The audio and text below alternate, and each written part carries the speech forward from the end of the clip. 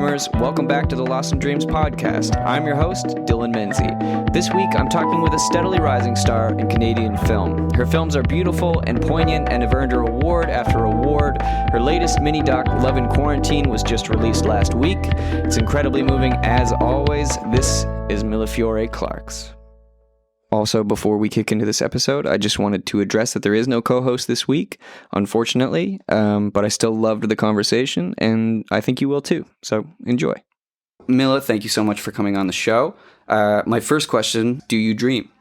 Yes, I dream. You do dream? I love dreaming, and once in a while throughout my life, I've wondered if, maybe the dreaming part of life is the more significant side of the coin. We always kind of underestimate its value and importance. And, this is reality, and that's just sort of echoes and shadows and wishes and anxieties. But I don't know, maybe it's the other way around. Yeah, I mean, those kind of thoughts, though, those echoes and wishes and anxieties are a huge part of being human. And I think you can read a lot about a person from their dreams. Do you have flying dreams? A lot of people have flying dreams. Flying dreams are one of the most precious experiences I've had as a living human being, I would say. They rank right up there when I think about what are the reasons for living, and one of them would be flying dreams. Yeah. I had a really sort of tepid flying dream once, which always struck me as kind of funny in how sort of constrained it was when I was a kid, only because, if you're having a flying dream, there's nothing holding you back from flying. I mean, you're just flying. It's amazing. Should just soar way above the clouds. But in this dream, I could fly, but it was limited to just hovering 5 feet in the air. So I was walking to my elementary school in my dream, and there was a slow old man in front of me, and I could just sort of kick up my legs and do a little hover over him and get in front. So it was a flying dream, but also a little bit kind of practical and not as maybe dramatic or soaring or exciting as a flying dream should be. But I had one that was kind of similar to that, but it was a lucid dream, and I've talked about it before on this podcast, so I'm not going to go into it fully, but basically I had to learn how to fly. I tried a couple different positions, and one of them I got a couple feet off the ground. Another one I got, more so 50 feet, 100 feet, and then the last one that I tried, which was one arm above my head, that one I just shot off like a rocket. So maybe in that dream you just weren't trying the right position. You just needed to put your hand above your head, and that would have you would have gone sailing. Yeah, exactly. So I wanted to talk with you a little bit about, I want to talk a lot about filmmaking. And I know that your journey into filmmaking started in college with an experimental film that you shot on a Super 8. What was that film, and how did that experience lead you to film your travels across Canada, the US, and Mexico for your first documentary, Stalking Love? That film is my dad says in this funny coded backwards sort of a compliment, says it's the best film I ever made. And so on one hand, it's thanks, Dad. I'm glad you really liked that first film I made when I was 18. But on the other hand, I have made a few more since then. And they're very well-received films. But no, I some level I kind of agree with him. It was the purest. It was falling in love with filmmaking, I guess is what it was. And it was called Guerilla. And like you said, it was on Super 8. So it was just me and a Super 8 camera wandering around the north end of Halifax, where I lived at the time. And there was not too much sense or reason to it other than just picking up fragments and filaments of life as it passed before me. Right. And I edited it together in a closet with one of those little Super 8 film slicers and tape. Right. It's amazing to think of that now, but I remember loving that process, hunched over in the dark and just making these precise cuts methodically. And then, of course, there was no sound to it. I was part of the King's Guerilla Film Society back at my college, and I was given a $100 grant to make this film. Big money. That's huge. It catapulted everything afterwards. Exactly. So, any amount of money is great. Yeah. But we had a screening at Park Lane Cinemas in Halifax, and everyone else screened their films with the official projector and the Beta SP tape, whatever at the back. And but of course, I finished my film on Super 8, with the tape and the cuts and everything. So I bungee corded the Super 8 projector into the middle of a Park Lane cinema. And then my soundtrack was just a tape that had a song from the Stone Roses and I think Ave Maria and maybe my dad like whistling some weird tune. So that's why it's his favorite film of all time, because he's in it. That's what it is. Yeah. But so somebody at the front of the theater had to press play on the boombox on the tape while I pressed play on the Super 8 projector. Anyway, it was not only the content of the film, the act of wandering with a camera, a little bit lost, a little bit searching, kind of in love with the minutia of life and streaming that all together in like a stream of consciousness kind of way. That was very formative as for my interest in filmmaking. But I think even also like the way I ended up presenting it, which is kind of guerrilla, just counter to all the norm of, the group I was with. I still kind of have that kind of bit of anarchy, like I don't want to do it the way you're supposed to do it. And I don't know if that's always good. I feel like it is good. I feel like that's how you get things that are just inherently thought of differently and created differently. And you have a unique perspective through that. So how did that lead to, Stalking Love and that whole trip in general? Right. Your actual question. I forgot your actual question somewhere along my ramble. It was a long question. It was a very long question. And it was a fully loaded one. So cool. Okay. I mean, there was not exactly a direct connection. I made a few films on film, these sort of experimental, wandery, looking at the world type films with no narrative. Sort of, I guess, lyrical is the word I've come to use to describe that. And then there was a break and I didn't actually make anything for a few years, filmmaking wise. And then I applied to the Canada Council and was promptly rejected for a grant, but I decided to do it anyway to make a documentary about love. And the idea, I guess, was to wander and to bump up against whoever was in my path and ask them about love. And the only caveat I had was that I just wanted a real diversity of voices as far as, social economic background, age, cultural heritage, all that stuff. So I hopped in my beat up old car at the time and I drove around North America and I asked people about love. So it's a lot like my first film in the sense that it's just me, a camera, a lost feeling and wandering. Yeah. Did you know when you were making that film, like what it was going to be in the end, or was it all kind of, it revealed itself to you along the way? I think it was close. I think the end result was close to my intention, though the technical, like I had no idea what I was doing. It was the first time I ever edited with a nonlinear, Final Cut Pro for the first time and that sort of thing. So there was a huge learning curve, but it did definitely set a template again for how I still kind of operate. Again, maybe not always the best way to operate, but the way I tend to do it is just gather so much. Just gather it all. Basically have a philosophy, have like a feeling, have some sort of like visual treatment. Doesn't even have to be articulated, but just sort of in your mind. And then go out and gather. And then you just figure it out in the edit suite, which means that you're in the edit suite for a really long, torturous time. But I love that process. Yeah. Great. And rhythm is big. And music helps me so much when I don't know what direction to go in. If I throw some music on the timeline, whether it's temp music that doesn't end up being in it eventually, it gives me a pulse and a direction, and I kind of feed off of that. Right.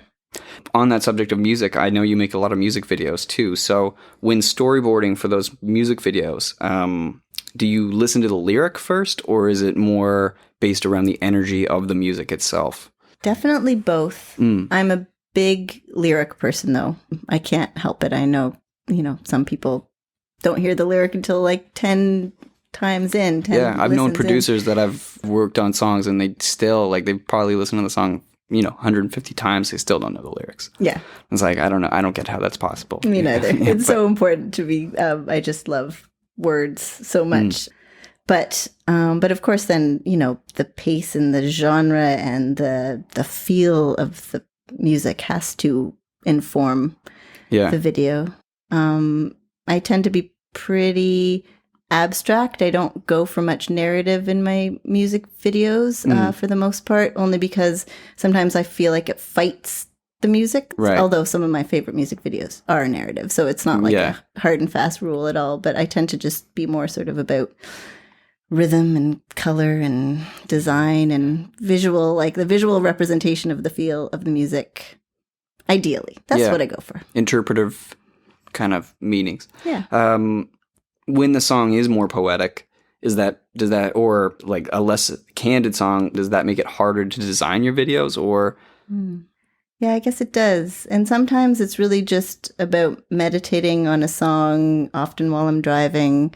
Like if a musician has approached me and asked me to do a video with them, sometimes they'll have a pretty clear idea already, oftentimes not. And I get a little bit of space to just like sit with the music and feel it out. And I have to say, it's just sort of what swims to the surface, you know, after multiple listens. And then I usually take that to the musician and we kind of refine it. Yeah. So is that like, you just listening to it and writing down specific words or just themes that you see or what is? I don't even necessarily, like I will write afterwards, especially if we have to apply for a grant or something, we have to articulate things or whatever. But it's usually just like a series of images that come to light. And then I try to string some meaning. But yeah. Cool. In the space between projects, when you're looking for that inspiration, how does it come? I guess inspiration comes from so many sources. I love it when it comes from like deep inside my soul. Like there's some yearning need to express or question that is like very esoteric. That's just, I love that. Like a lot of filmmakers love story. They love characters, whether they're documentary filmmakers, which I generally tend to do documentaries, or dramatic. What really motivates them is the characters and the arc and the story. For me, it tends to sort of just be like a vague exploration of a feeling that I have. So when I did Solastalgia, which was my most recent short, dramatic, sort of lyrical piece, that was very personal and very esoteric, but also thematic in the sense that it dealt with angst over ecological collapse or the climate emergency. So it was a mix of, you know, a need to contribute to a dialogue, which I feel is like perhaps the most important of our time, or certainly one of the most important in the mix. And wanting to use my voice for good in that way. And then also just really needing to express what I've been feeling, this kind of inner landscape. And really, it's actually a dreamscape. I describe that film a lot like a dreamscape because it's like the main character, you go into her inner world, into her dreamscape, into the way her mind is conversing with the universe, or conversing with, I guess, the earth, really, about the state of the earth and its future. So that's where that inspiration came from. And sometimes it's just as simple as a funder has a deadline and they're looking for a certain kind of thing and you think you can meet their needs, and then they say yes, and then all of a sudden you realize, oh, I'm making this now and they're paying me, so great. Let's do it. Yeah. I've heard you say that your heart's project is something that's experimental and poetic, and that you take your love of poetry and writing poetry into the film realm. So do you still write poetry? When did you start writing poetry? I do still write poetry. I started writing poetry. I guess I wrote poetry as a teenager, as an angsty teenager, as we all did, you know, by candlelight and, you know, my bedroom and whatever. But I guess I sort of formalized it again after this first romantic breakup. I had a lot of journal entries, and I was in Montreal for one dark, cold, lonely winter and ended up going to a lot of cafes in the evening where you can, like, you know, you can drink wine in cafes at night in Montreal. I love that, you know, to a cafe at night, you know, not a bar, but a cafe. It's the best. I'm all for it. But I took a lot of those journal entries and turned them into poems. And then I even did some spoken word at like open mic nights. That was the most significant sort of poetic moment of my life, I would say. Do you remember the themes that you were doing? Like, what were you writing about? Yeah, it's a good question. A lot of like observations. Again, a lot of sort of lonely wanders. Boy, I'm like, I've got like 3 running themes in my life that just keep coming up again and again. Wow, so do I. But some of it for sure was processing love and, you know, heartbreak and how to reinvent yourself and find purpose and all that stuff. And sometimes it was just describing somebody, some old man on the street, or how that moment makes you feel. Yeah. So how do you bring that into the film realm? Well, lately it's real easy because I just call up Tanya Davis and I say, I need a poem. And then she's just like, lyrical gold. Yeah, she is amazing, honestly. Yeah. So I haven't had to articulate so much. I sort of send her general ideas and she will make them vulnerable and intimate and personal and political and rhythmic. And that's been awesome to have. Other than that, I don't know. I think like people have described some of my work as lyrical, and I'm not entirely sure what that means, but I think it just means kind of loosey-goosey, a little like fluid, impressionistic. And I think what poetry does so well, I mean, it does a million things. You can have a million different kinds of poems, but it describes like an inner landscape. Words are so cumbersome and there's gaps between meaning and expression, but the best poems for me just like fluidly, nuancedly articulate kind of an inner sensibility. And it's the inner sensibility of the poet, but if it's good enough, it can also be somehow universal. It's not so esoteric that you're like, I don't know what they're talking about, but it like brings you into its fold and like lets you feel like you're not so crazy. Yeah, especially when Tanya writes it too. It's very comforting. Yeah. And it might be tone of voice too. Maybe Tanya's just got a really soft tone that makes you feel that way too. Yeah. Someone once told me that cinema was a faulty art form because it requires so many art forms to be coordinated and is such a big potential for things to fall through the cracks when there's so many people, like hundreds, thousands sometimes of people making one thing. I compare it, well, I know that people are going to be up in arms here when I say that video games are a form of art, but they are 100% a form of art. It's the marriage of somebody programming these characters to feel right in your hands. They have to feel like you're holding a real person or controlling them the way that you want to control it. And then you also have to create a world that feels like you're visually stimulated and also invested in the story. It's all story and it's all music is a big part of it as well. And, you know, if you have a 2-minute song, like take the Super Mario Brothers theme, for example, that piece of music is 2 minutes long or so, and it repeats and repeats and repeats and repeats. But for some reason, it just gets stuck in your head, but it doesn't get annoying. How is that? And it's really amazing to write music that way, where you know it's going to be on for hours and people are going to be listening to it the whole time that they play. Yeah. But to make it be catchy enough that it's going to enhance the game, but also stay in the background enough that it's not going to drive you crazy. Yeah. So you put all those things together on top of having a visual artist come in to design the posters, design everything with it. It's and film is very similar. So I think film and video games are kind of like not a lesser form of art, but a better form of art. Maybe, yeah, because it combines all art forms, really. I mean, you need every kind of artist working on a film. Yeah. And when it works, I mean, man, there's nothing like it. You're right, though. Things can fall through the cracks. But in another sense, having many, many eyes on a project or people that are more experienced that you can look to and be like, oh, well, this isn't working. How do we change it? Yeah. All those kind of things. Having more voices, having more people can actually enhance the project as well. Stronger. So, absolutely. Yeah. I don't think I think it's maybe foolish to even try to say like, what is the best form of art and what is, I mean, kind of a silly question in a way. I just remember that always sticking in my mind, maybe because I make films, so I always just wonder, like, and I also, one thing about filmmaking, which, boy, I mean, being a musician would just be a thrill. I don't play an instrument aside from very bad, like grade 6 classical piano. That's all I play too. You hide it well. Yeah. It's amazing. But just the energy, like the in the moment, visceral energy of communicating with an audience must be wonderful, which you don't exactly get with cinema. Sometimes at film festivals, if you're in the theater with an audience. That's what I was just going to ask. Do you feel that when you're in the theater? Yeah, I mean, it's certainly like you get nervous and clammy hands, and it's wonderful to have feedback, and you can sense the tone of the room and stuff. So that's great. But it's not, it's all done. All you can do is sit there and bite your nails. Right. Yeah. When you're making a documentary and you're lining up interviews, how have you learned to make people feel comfortable on the other end of that camera? And how do you get people to open up to you? A lot of stealthy manipulation. No, I'm just kidding. Yeah. I've been feeling it this whole interview. Yeah, they're just calculating every move.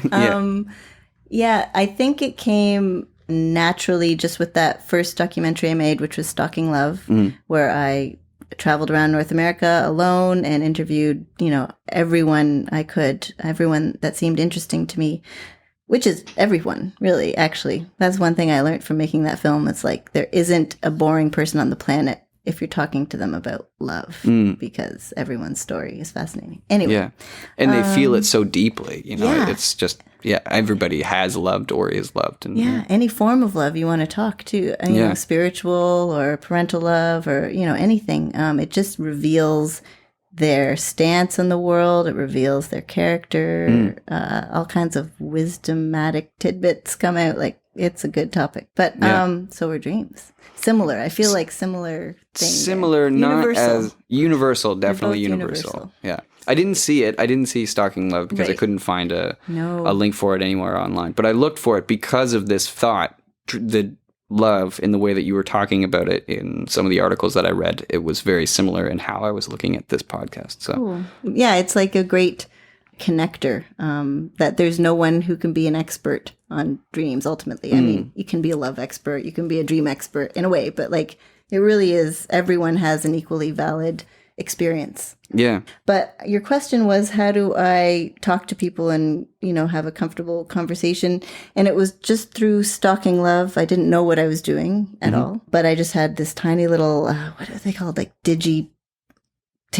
It's like digital tape. Anyway, tiny little camera and myself, very pared down. I would just enter into someone's life, whether it would be I bumped into them on the street or I got to know them from living somewhere for a while, and I'd go sit in their living room for an afternoon. But it was just very intimate, and I don't know, I guess I just really try to listen, and I like challenging people or furthering their thoughts. Like I don't generally have much of a fixed agenda for where the conversation's going to go. Right. Yeah. But I think it's a big thing of not having a lot of gear around. Helps, at least in my experience. Just like you and a camera, it just... Yeah. As soon as I turned on these microphones, you just clammed right up. I noticed you started putting the microphone, pushing it out of your face. I saw it. So self-conscious. Anyway. Do you interpret your dreams? Yeah. I don't know, interpret exactly. Like certainly if I have a series of anxious dreams, I will know that I'm in a state of anxiety, or it will underline that for me. Anxious dreams are usually really boring, like something like someone invites me to a party and it sounds like the best party and I really want to get there, but I can't figure out what to wear. So I spend what seems like hours trying on different outfits, and I know that the party is happening and I'm missing it, but I can't figure it out. And then I wake up and I never get to the party. When I wake up from dreams like that, I'm just like, what's the point? Like, I was in a dream. I could have done anything. It's true. And you never feel rested either. Yeah, exactly. Do you ever have any dreams where you're just like, literally the dream is you're just in bed sleeping? I've done that. You have? Yeah, it's a very boring Where dream. are you in the dream? Are you... I'm in bed. It's just... But are you seeing yourself in bed? Or no, it's like my eyes are closed and that's it. And it's just... And maybe I wasn't even dreaming at all and I just had my eyes closed, but who knows? I'm never going to know. It's a trippy world you're living in. I know. I don't know what's happening inside my head. I don't know. There's a lot going on. There's a lot. So when you've been interviewed in the past, you've said there's a great communicative strength in attempting to convey something within the limitations you are given. And I really agree with that because I feel like even some of my favorite producers of all time, it said pick 6 or 7 instruments and stick to those for the whole record. Like pick a theme and basically just go that way and don't worry about however many samples you have. You just get bogged down in all this technology. So I really think you're right in sometimes limitations are good. And do you have any specific examples of when limitations have really enhanced a project that you were working on? Every single time I make a film. Yeah. Yeah. I do know a thing or two, but I basically mostly feel like I don't know what I'm doing most of the time, except in the edit suite. In the edit suite, I feel free and confident and in control. But There's still limitations in my edit because I also haven't learned a huge variety of software. Right. There is so much I could be doing and so much that's out there. Yeah. But I basically work entirely in Final Cut Pro, and that's the first program I learned 15 years ago. So there's limitations in that too. And yeah, the constraints kind of give you an internal pressure. They create tension. You have to problem solve within those boundaries. One example in cinema as far as working within constraints is I guess call it a manifesto maybe, but a Dogma 95, it's this group of filmmakers in Scandinavia, I forget which country. Anyway, wrote this manifesto basically saying we are going to make films within these limitations because they wanted to make films more egalitarian, more available as a mode of expression because it's such an elitist think of the gear and the money and the blah, blah, blah. It's just only a very select few can make it in the traditional way. Now it's changing, of course. But back in the 90s, that was still true. And I believe that's when this manifesto came out. But they basically said, no tripods, no lighting that's not already in your space, no set deck, just this whole list of limitations. And I believe Lars von Trier was one of them, or if not, he was closely affiliated. And you get this just really amazing, intense, character-driven, dialogue-driven, just working with what you have. It's some of my favorite films. I wouldn't want all films to be like that. I love beautifully lit, perfect Hollywood film. That's good too. But I do, for my own kind of work, that's kind of more what I gravitate towards. Yeah, I could see that from just everything that I've seen of yours. What was the worst nightmare you've ever had? Oh God, the worst? I can't think of something specifically, or it's I know I've had the same kind of dream in multiple situations, but basically it boils down to when someone you love so much turns away from you and you can't reach them. It's your whole being wants to get them to respond to you, and because they've gone cold in your dream. Is it somebody that has passed away or somebody who is recently it could be? Yeah, my mom passed away when I was very young, so I've probably had that dream about her. Certainly about in love situations, if things are falling apart, that definitely will evoke that kind of a dream. And then, speaking of my mom, I've had kind of the opposite kind of a dream where it's I don't have a lot of memories of her. I have a fairly not great memory in general, and she passed away when I was 7, so I don't have a lot of really solid memories of her actually alive, other than from photographs and stories and pieced together from other people's memories, not actually my own. So I remember having this dream once about her where she was there, she was fully present. Yeah. And it felt the physical proximity and her smell and her being, just the way she was, the way she moved, what her face. And I woke up just feeling I'd spent the night hanging out with my mom. Wow. That was amazing. So dreams can... Oh, they're powerful. Yeah. They are so powerful. Well, I'm glad you got to spend that night with your mom because that's special. Yeah. One of them, my worst nightmares was, it was when I was really young. I was in a bathtub. My parents used to have one of those really great 70s style bathtubs with the steps. Wow. Yeah, and it was great. Anyway, I was sitting in that tub, and the dream was that out of the drain and out of the faucet, there was just bugs, centipedes and beetles and spiders and scorpions and just everything just flooding out of the faucet. And movie. I was bathing in all of these bugs, and that just imprinted in my brain. Yeah, that visual. That reminds me to bring it back to me. Sorry. No, I'm just sorry. I just realized I just did this. I wanted to say more about your dream, but then I was wait a second, but I want to tell you mine before I forget it because they go so quickly. But that reminds me of the seminal nightmare I had as a child, which was that I was on a dirt road with my best friend Stephanie at the time, and a weird little low-riding car pulls up, and a guy rolls down the window, and he says, "Hey, guy, do you want some candy?" And I think my parents were there, but our car had broken down, or they were dealing with something in our car that was on the side of the road. So Stephanie and I said yes, and we crawled into the back seat of this car, and the car started driving away. I remember looking out the back window as my parents receded in the distance. Oh, yeah. That's scary. That's really scary. I had something along those lines. It wasn't being taken by a stranger. It was being abandoned by my family in the woods. It was like a dirt road, and there was this old gas station. There was nothing else around. Like it looked like it might have been out west or something, and there was giant trees everywhere, and there's nothing else around except for this gas station with a really old kind of pump style, and this just a really sketchy looking gas station. And I remember my parents driving off in the car and me watching the taillights just sail off, and my brother in the back window just like waving goodbye to me.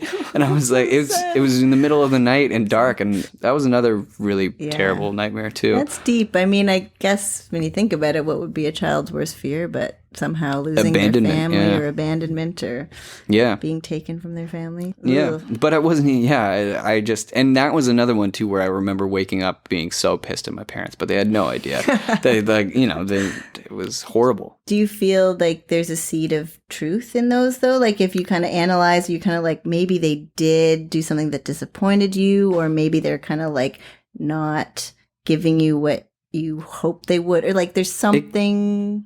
Yeah, maybe. I mean, it could be that, but I don't think so. Most of the time, I feel like it's just me being an anxious person and projecting that onto them, and then getting angry at them for not understanding the anxiety that I've put on myself. You know, right. I guess that's hard with dreams because we're so tempted to like do kind of a one-to-one analysis. It's like if your dream is this, that means like there's some seed of truth in reality, but I guess there's more like the pathway from the dream to the meaning of the dream is not so linear.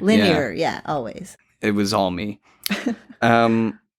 So I wanted to ask about where you want to go creatively from here. Like you've done so much. Is there anything that you haven't done that you really want to do? Well, I'd like to make a feature film. I think I'm ready. Like that film Stalking Love that I made 1 million years ago, which was kind of my first real film in a way, was a feature. Yeah. 83 minutes, I think, is what it said online. Look at you with your research. My goodness. But it was only a feature because nobody told me I couldn't. It was a feature because nobody was paying for it, and I had a camera, so I could do whatever I wanted. Yeah. And it ended up working. Like it was in festivals and on TV amazingly, even though it's like kind of embarrassing to look at now, but has qualities. I imagine you'd have a lot of content too, given how far you traveled. And definitely. There was a lot. There were a lot of hours and a lot of really fascinating, beautiful people, like very blessed journey. But what the hell were we talking about?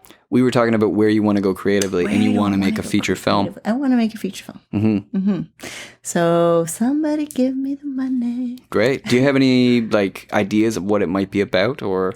No. No. I think this is maybe a stumbling block in my journey to getting financing for this film, because it's really hard to convince people to give you money for no idea. But I just want to point to stuff I've done, be like, look, I do stuff. I can do something more stuff. Just give me some money and time, and I'll figure the stuff out. I am gonna nail it. I've done it before. I will have one more question for you before we go, and that is, why do you think we dream? Well, I'd like to say my cheeky answer would be like, because dreams are reality, man, and real life is just a dream. Wow. Very Inception of you. Yeah. Is that the feature film? There you go. This is the beginning. Yeah. This is inspiration. Why do we dream? I mean, I don't know. I mean, the world is inside our minds. Like, you know, we live in the world. There's material things external to us, but we only know them through the portal of our minds. And in a way, like the continuum between real life and dreams, they're not separate pieces. They're connected. You know, if everything ultimately kind of is inside your mind, or at least if it's not, you couldn't prove that it wasn't, because the only way we know anything, you know what I mean? Like, anyway, whatever. Yeah, but very philosophical. I have a undergrad philosophy degree. So. I actually know that too. As creepy as that is, I did do that research as well. That's awesome. I'm honored. But yeah, I do think it's just like on the gray scale of reality, because I think even in our waking life, we kind of live in a dream sometimes. We can live in a fog, or our impressions are really fragmented, or our memories are distorted, or... Yep. Especially if you smoke a lot of weed. Totally. And then it's just, it's like you're dreaming all day. Yeah. Exactly. So what's the difference? Yeah, exactly. Might as well continue that into the night too. Yeah. Well, thank you so much, Mille, for coming on. And where can people find you online? They can find me on my website, 1000flowers.tv, and wherever social media exists. Nice. All right. Thank you so much for listening, everybody. And do you have something else you want to say? I do. I have something I want to say. I want to say thank you, Dylan. This has been an absolute pleasure. And you're a great host. You're too kind. You're too kind. Thanks. See you next time. Bye.